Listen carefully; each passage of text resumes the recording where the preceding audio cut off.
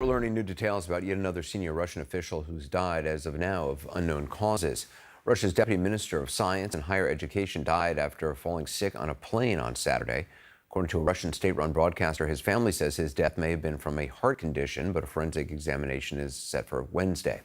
His death obviously comes amid a string of other deaths among top Russian officials and executives, some of them questionable. CNN's Matthew Chance joins me now with details. So what more do we know about this senior Russian official? Well, you can see from the picture there, he is relatively young.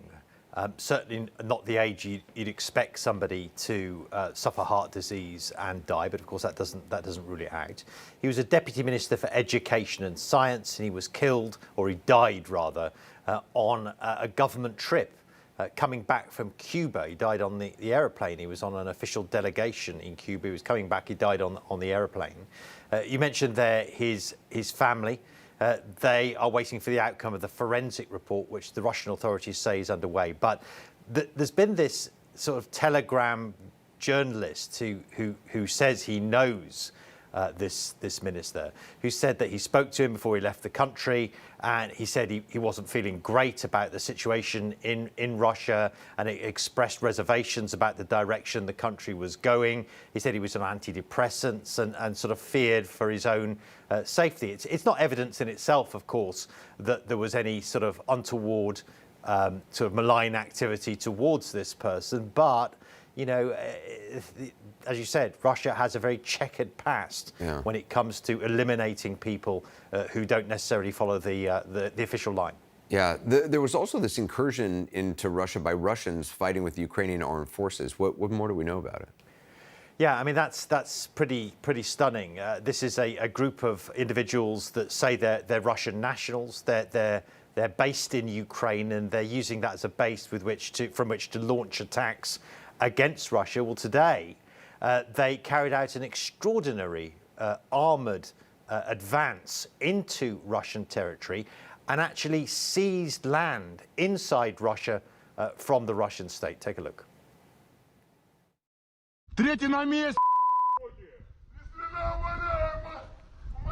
Tonight, Russian forces insist they're taking back control from a group of what they call saboteurs infiltrating this leafy border. These images, purporting to show a Russian soldier detaining 3 of them, was broadcast on state media. Meet the anti-Kremlin Russians, now taking the fight back home. This is how we work, he says, amid a bold armoured raid across the Ukrainian border into Russia itself. CNN can't independently verify any of the images, but this entire column of vehicles was spotted crossing the frontier. Ukrainian forces insist it's not them, but exiled Russian groups fighting against the Kremlin.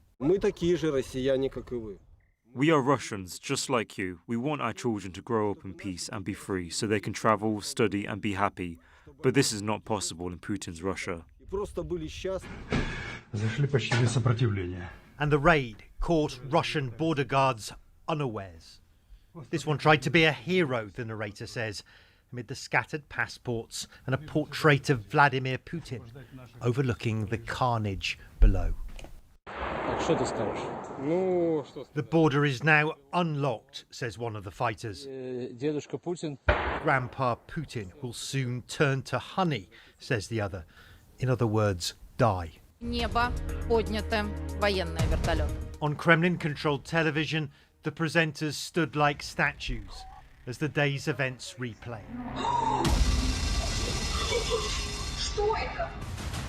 On videos from stunned locals witnessing the fight. The Kremlin called the attack a diversion, but already there's sharp criticism from Russian hardliners that this was allowed to occur.